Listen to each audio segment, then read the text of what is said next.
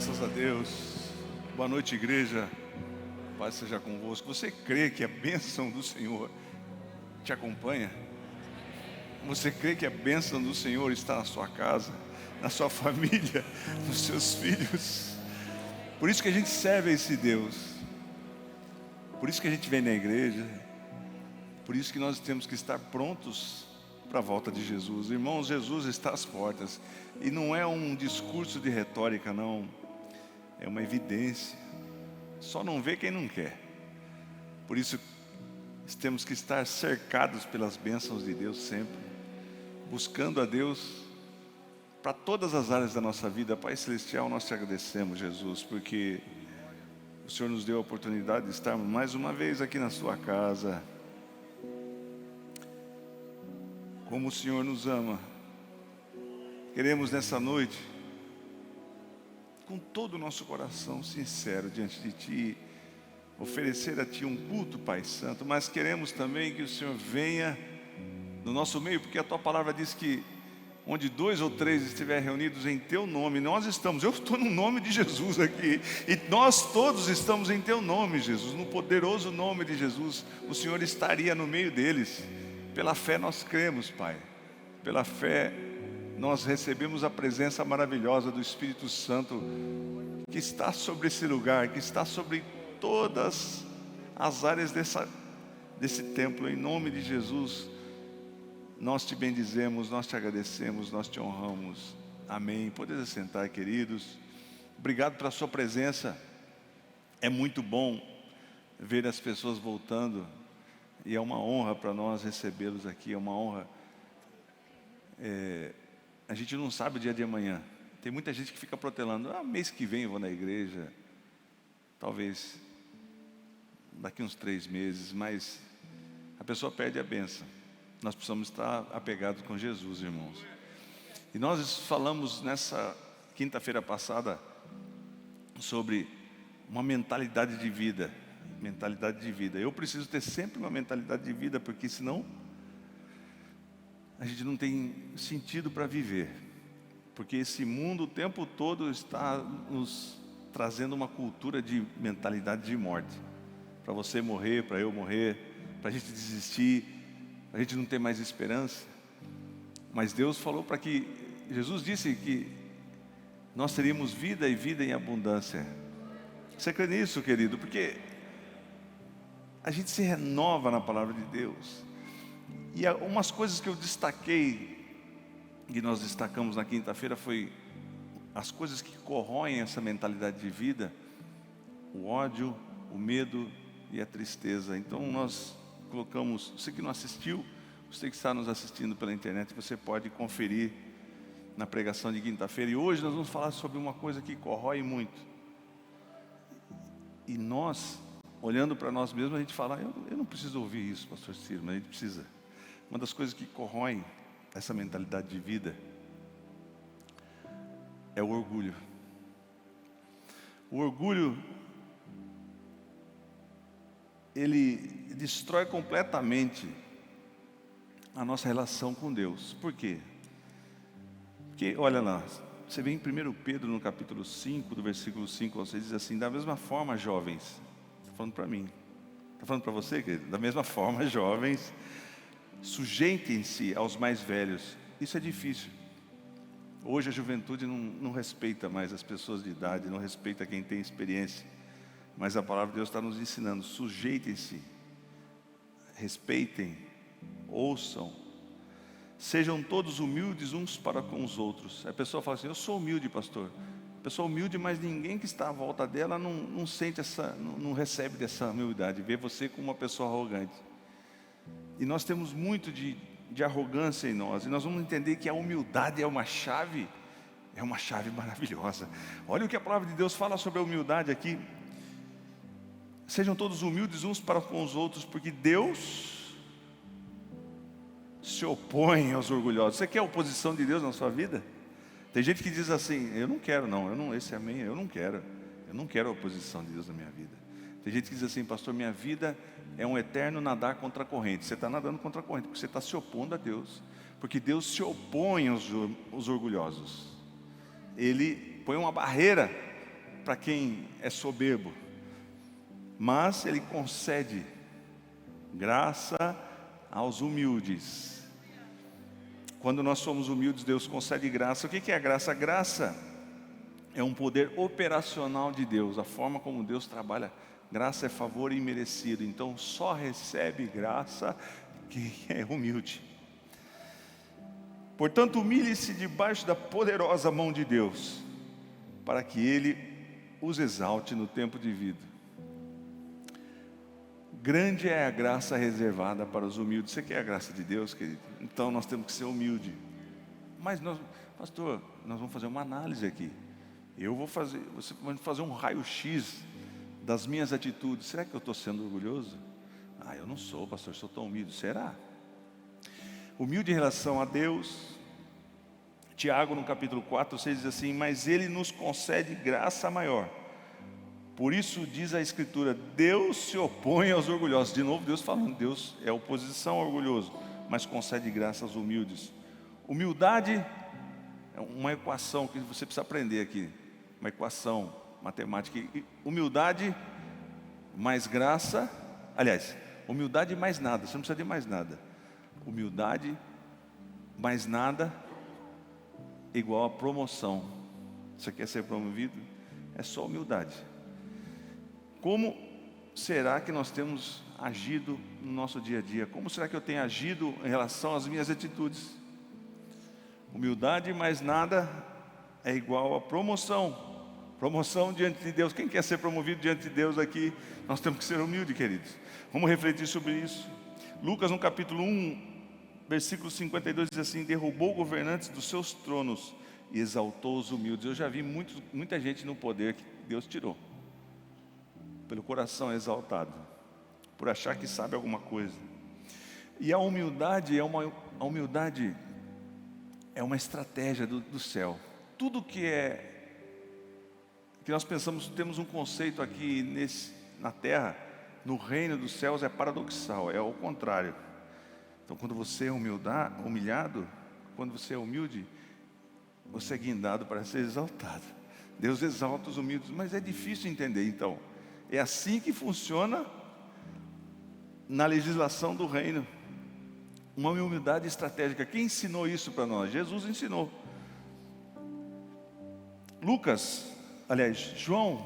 João narra uma cena para nós. Jesus sabia que estava chegando o tempo em que ele ia ser crucificado. João, capítulo 13, versículo 1, diz assim: ora, antes da festa de Páscoa, então estava acontecendo a festa de Páscoa, e sabendo Jesus que já era chegada a sua hora, Jesus já sabia que ele ia morrer, ele ia se entregar por mim e por você, de passar desse mundo para o Pai, como havia amado os seus que estavam no mundo, amou-os até o fim. Jesus nos amou até o fim, querido, até o último suspiro dele nos amou. E acabar a ceia, eles estavam ceando. Imagina a cena, João está contando para nós uma coisa que estava. Você tem que imaginar a cena junto comigo. E acabada a ceia, tendo já o diabo posto no coração de Judas Iscariotes, filho de Simão, que o traísse. Então, irmãos, a cena estava pronta. O cenário da traição de Jesus, da morte de Jesus, que o inimigo estava preparando, os líderes judeus, eles já tinham planejado a destruição de Jesus. O inimigo, o diabo já estava falando: eu vou derrubar Jesus. Olha que às vezes o Satanás ele faz uma estratégia: eu vou derrubar o Ciro, eu vou derrubar você. Mas Deus está atuando por nós. Então o cenário estava todo pronto, tudo esquematizado para que Jesus fosse destruído.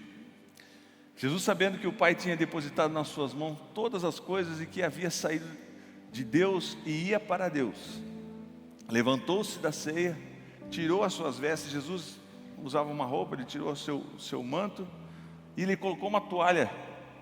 Imagine Jesus colocando uma toalha na cintura e cingiu-se.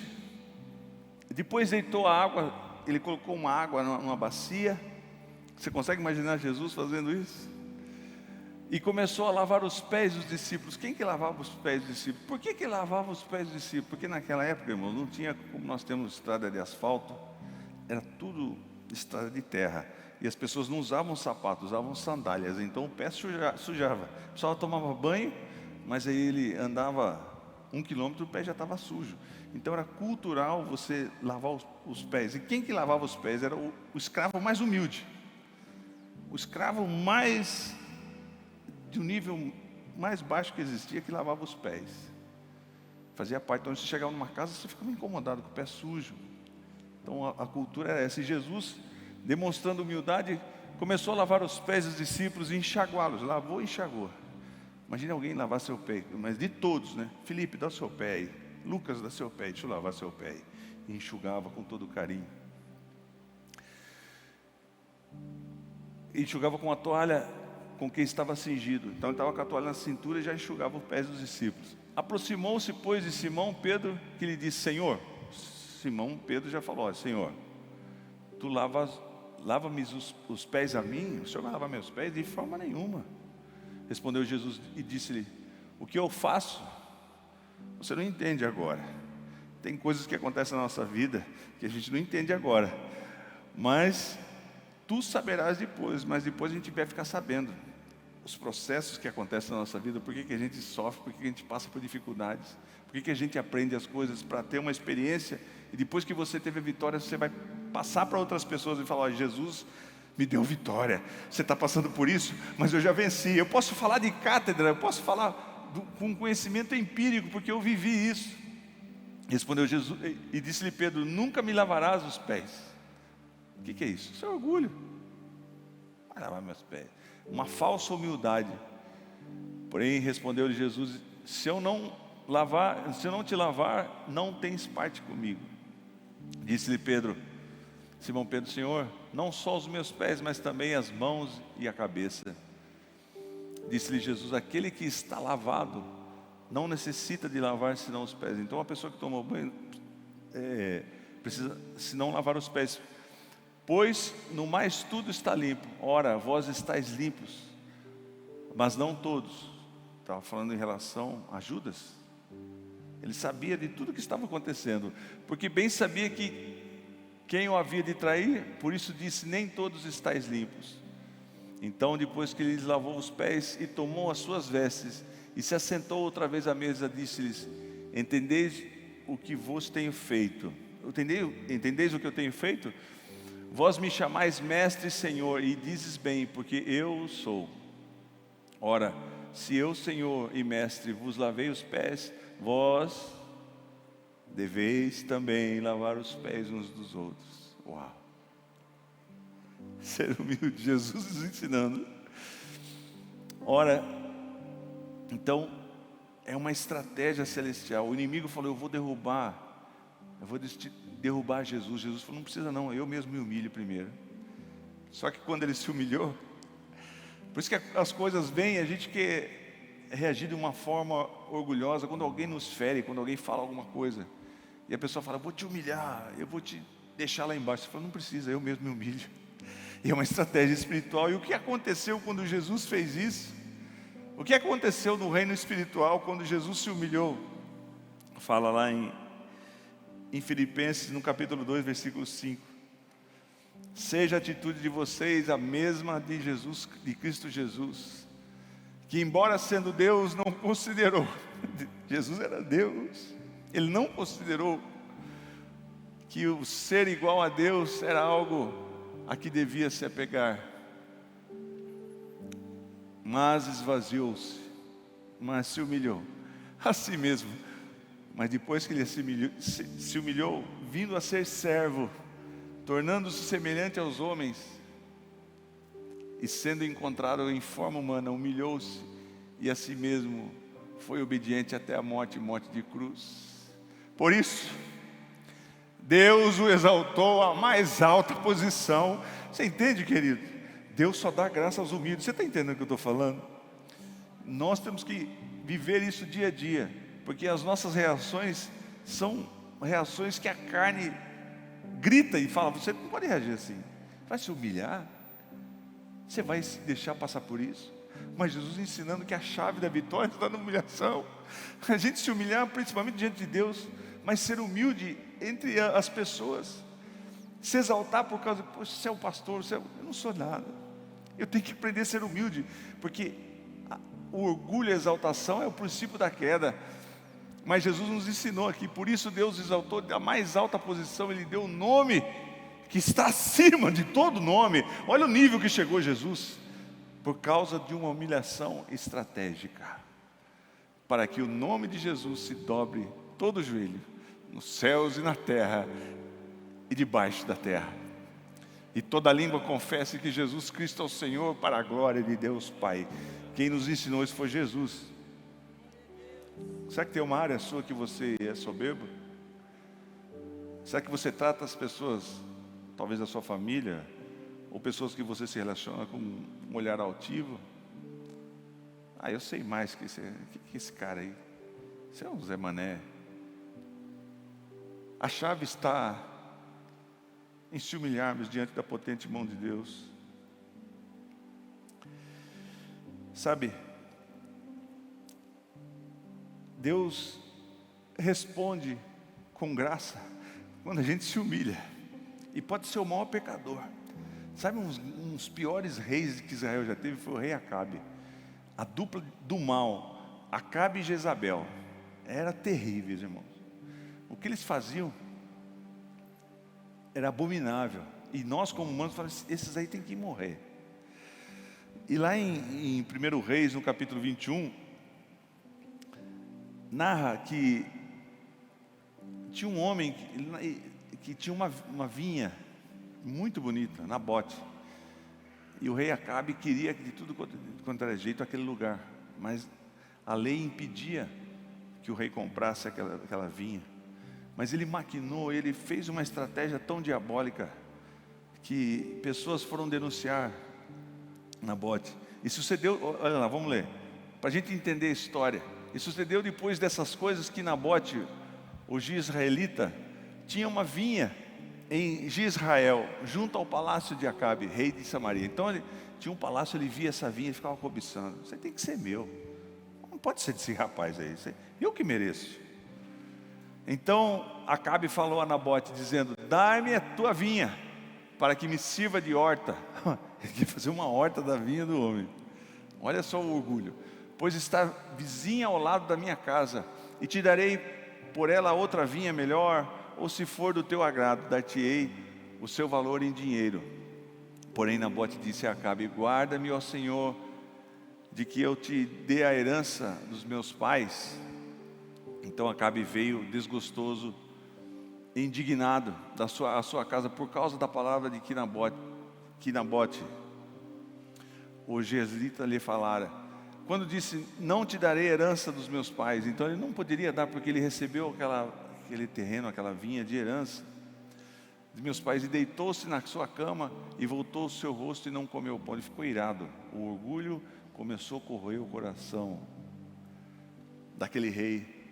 Ele não comia, ele colocou a mente que ele precisava, para preencher o orgulho dele, de tudo quanto é jeito, aquela vinha. Porém, vindo ele a Jezreel, sua mulher lhe disse: que está tão desgostoso do teu espírito e não comes pão? Ele disse: porque falei a Nabote, o jezreelita.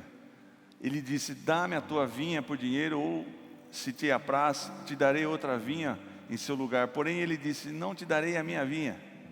Quando a gente retruca com gente orgulhosa, ele fica irado. Fala: eu vou arrebentar com você. E eu orgulho. Então Israel, sua mulher, lhe disse: governas tu agora no reino de Israel? Você que é o rei de Israel? Você que é o bom? Você que manda e desmanda? Levanta-te, come pão e alegra-se e o teu coração, e eu te darei a vinha de Nabote, o jezreelita. Então escreveu cartas. Olha, começou a fazer uma estratégia macabra, uma artimanha de Satanás para comprar aquela vinha. Então escreveu cartas em nome de Acabe, falsificou e a selou com o seu sinete, e mandou as cartas aos anciões e aos nobres que haviam na sua cidade e habitavam com Nabote. Ela fez um documento falsificado e escreveu nas cartas dizendo: apegou-se a um jejum e pondo Nabote diante do povo, e ponde defronte dele 2 filhos de Belial, que testemunhem contra ele, dizendo: blasfemaste contra Deus e contra... Olha só, irmãos, ela começou a armar um esquema.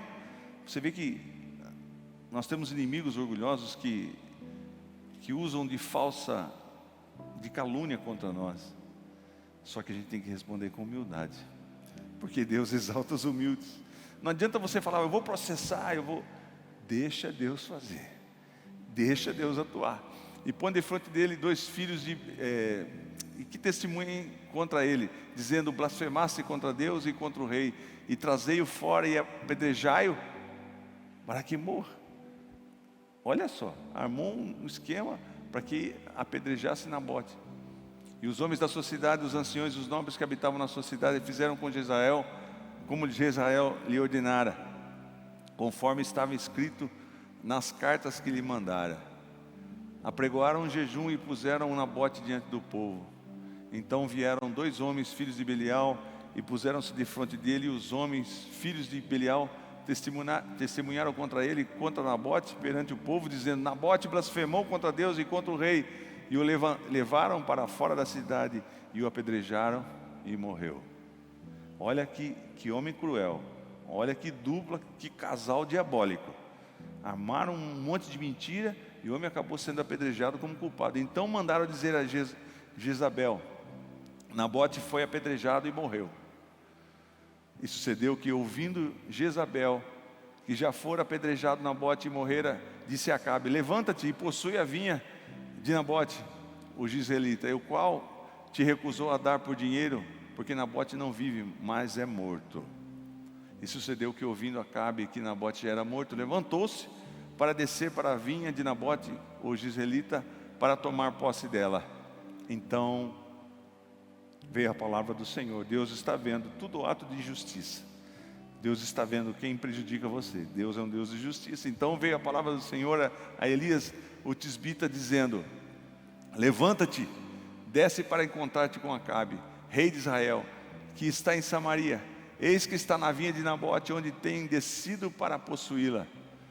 E fala-lhe, dizendo: assim diz o Senhor, porventura não mataste e tomaste a herança? Falar-lhe-ás mais, dizendo: assim diz o Senhor, no lugar em que os cães lamberam o sangue de Nabote, lamberão também o teu próprio sangue. Olha como Deus age de justiça. E disse Acabe a Elias: já me achaste inimigo meu? E ele disse: achei-te, portanto já te vendestes para fazeres o que é mal aos olhos do Senhor. Eis que trarei mal sobre ti e arrancarei a tua posteridade. Toda a sua geração vai ser aniquilada. Deus falando, Deus agindo com justiça. E arrancarei de Acabe a todo homem, tanto o escravo como o livre em Israel. Vai acabar com tudo. E falhei a tua casa como a casa de Jeroboão, filho de Nebate, e como a casa de Baasa, filho de Aías, por causa da provocação que provocou a Deus, com que me provocaste e fizeste pecar a Israel. E também acerca de Jezabel falou o Senhor, dizendo: os cães comerão a Jezabel junto ao antemuro de Israel. Você acha que isso que aconteceu com Jezabel? Aconteceu, porque ela não se humilhou. Mas o que aconteceu com Acabe? Aquele que morrer dos de Acabe na cidade, os cães o comerão, e o que morrer no campo, as aves do céu o comerão. Porém, ninguém fora como Acabe, que se vendera para fazer o que era mal aos olhos do Senhor, porque Jezabel, sua mulher, o incitava. A pior coisa que tem é uma mulher que é maligna, né, irmãos? O homem já é mau, mas a mulher fica incitando mais ainda. E o orgulho tomava conta daquela família. E fez grandes abominações seguindo os ídolos, conforme tudo o que fizeram os amorreus, os quais o Senhor lançou fora a sua possessão e diante dos filhos de Israel. Sucedeu, pois, que Acabe, ouvindo essas palavras, olha como Deus é, irmãos, como Deus atua quando a pessoa se humilha. Um traste desse, desculpa, uma pessoa tão ruim como essa. Sucedeu, pois, que Acabe, ouvindo essas palavras, rasgou as suas vestes, cobriu a sua carne de saco e jejuou, e jazia em saco, e andava mansamente, andava humilde, andava humilhado diante de Deus. Uma reação. Então veio a palavra do Senhor a Elias tisbita, dizendo: não viste? Deus vê quando a gente se humilha. Deus está analisando a nossa reação. Esse rei tão maligno, Deus viu a atitude dele. Não viste que Acabe se humilha perante mim? Por isso, por quanto se humilha perante mim, não trarei esse mal nos seus dias. A gente pode ter até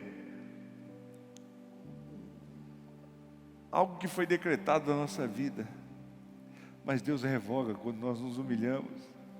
Pode ter uma ação contra você, mas se você se humilha diante de Deus, Deus revoga. Porque você fez tal coisa no passado, você nunca vai conquistar nada, você não é merecedor. Mas se nós nos humilharmos diante de Deus, Deus revoga. Por isso, porquanto se humilha perante mim, não trarei esse mal nos seus dias, mas nos dias de seu filho trarei esse mal sobre a sua casa. Será que Deus responde quando a gente se humilha? Será que eu tenho me humilhado diante de Deus?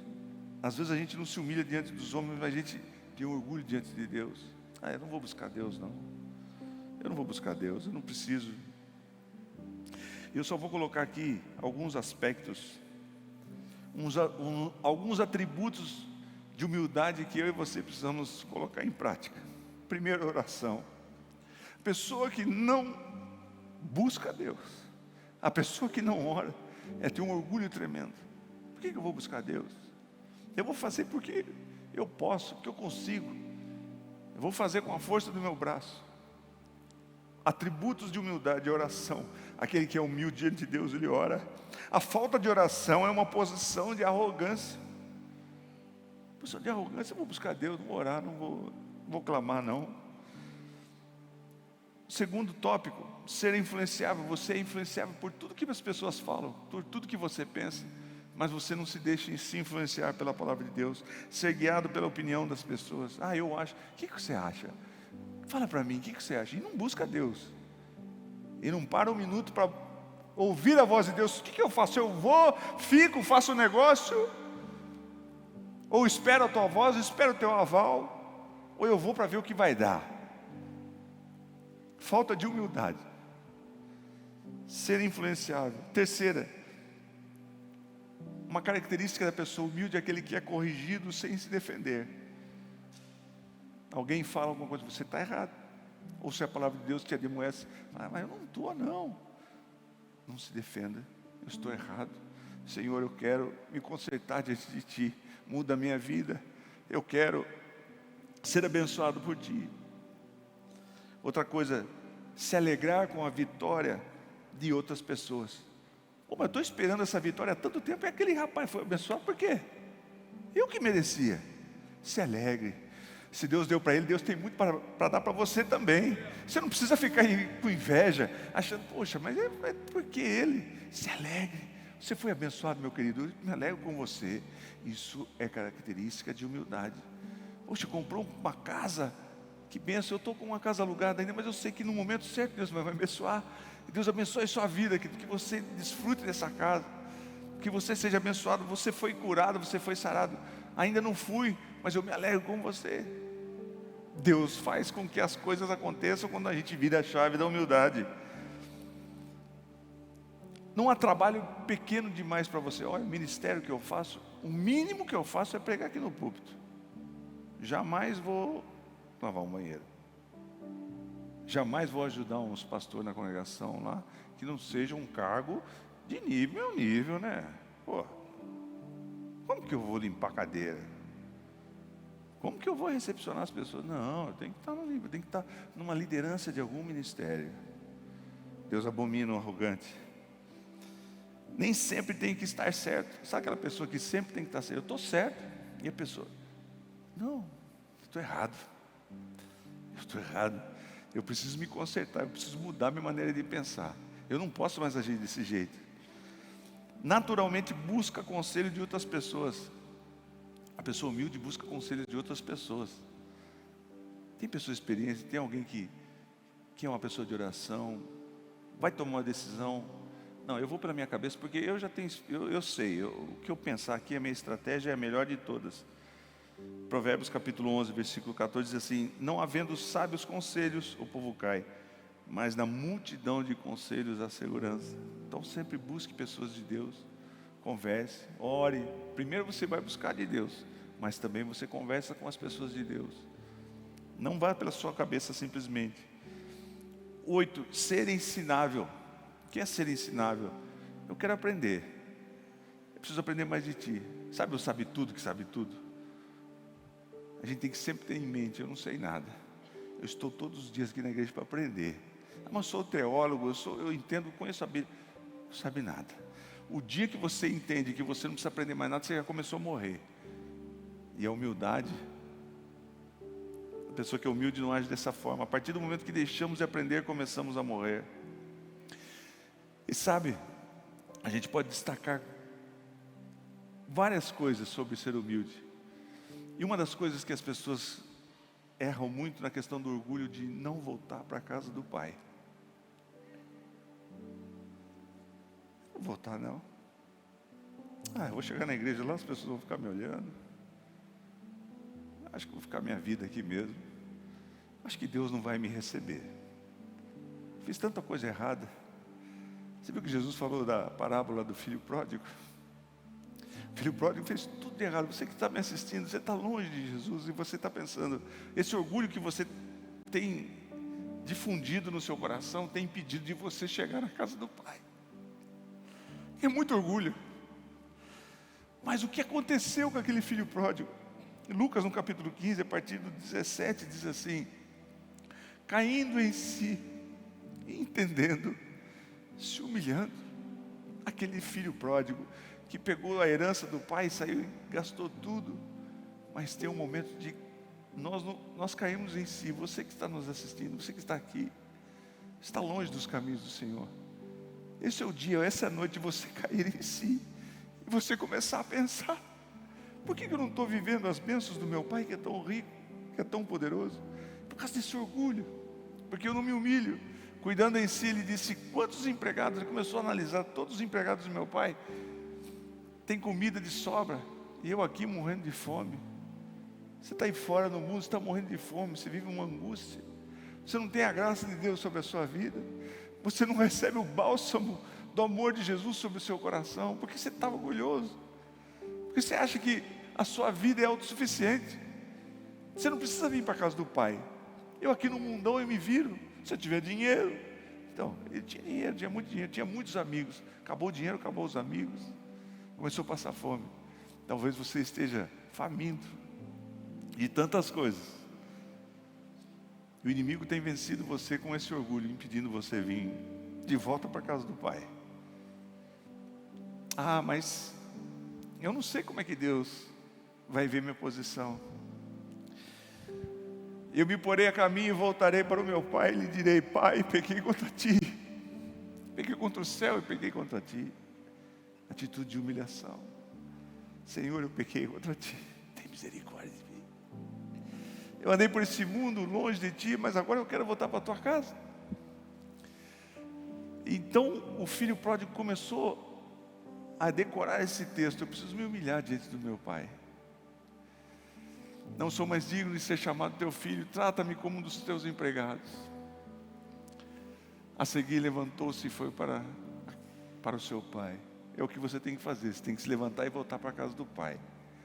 Você tem que voltar para o seio, para o coração do seu pai que está te esperando. Estando ainda longe, seu pai ouviu.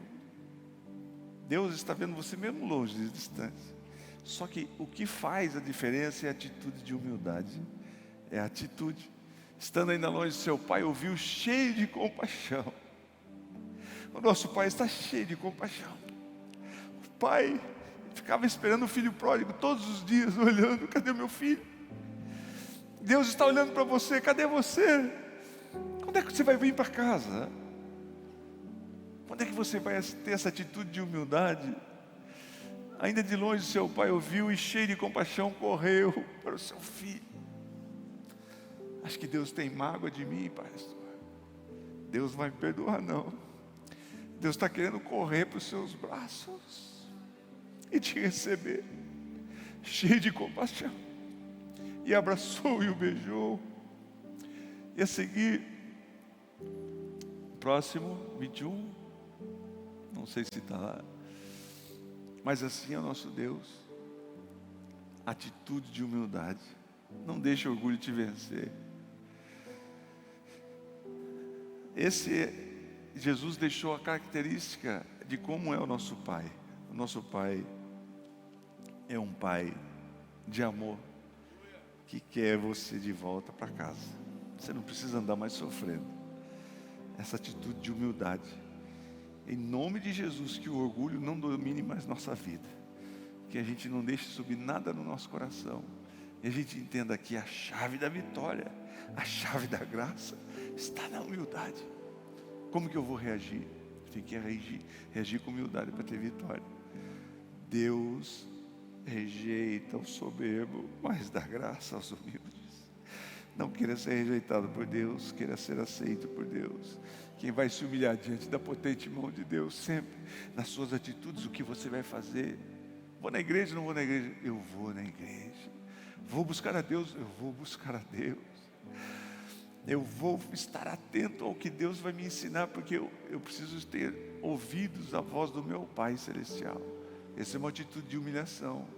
Não vou parar nem um minuto para orar, para decidir. Eu vou decidir assim mesmo, tá? Tá tudo certo. Analisei, conferi. Eu posso fechar o negócio? Não. Eu quero teu aval, meu Pai. Eu me humilho diante de Ti. Tudo que eu vou fazer, eu preciso da Tua avaliação. Eu preciso da Tua paz que me dirige. Eu quero sentir a Tua paz. Se eu não sentir a Tua paz, eu não vou. E às vezes Deus demora, viu, irmãos? Às vezes a paz não vem de maneira instantânea. Mas quando você sentir paz de verdade, vai e faz, porque Deus está te dando graça. Amém? Só aprender sobre a humildade. Pastor, eu quero ser bênção. Eu quero bênção. Tinha que ser uma pregação que eu receberia bem. Então, eu estou te dando uma chave. Deus está nos ensinando aqui, está nos dando uma chave. Como será que eu tenho reagido? Nos lugares que eu vou, no meu trabalho, na minha família. Será que sempre a minha opinião é que tem que valer? Sempre a minha posição que está certa? Ou será que eu tenho que ter uma atitude de humilhação? Que nós possamos ser humildes diante de Deus. Buscá-lo sempre, buscar a sua direção sempre. Sem pestanejar. Colocar Ele à frente de tudo na nossa vida. De todas as nossas decisões. Pai Celestial, nós te agradecemos, Pai.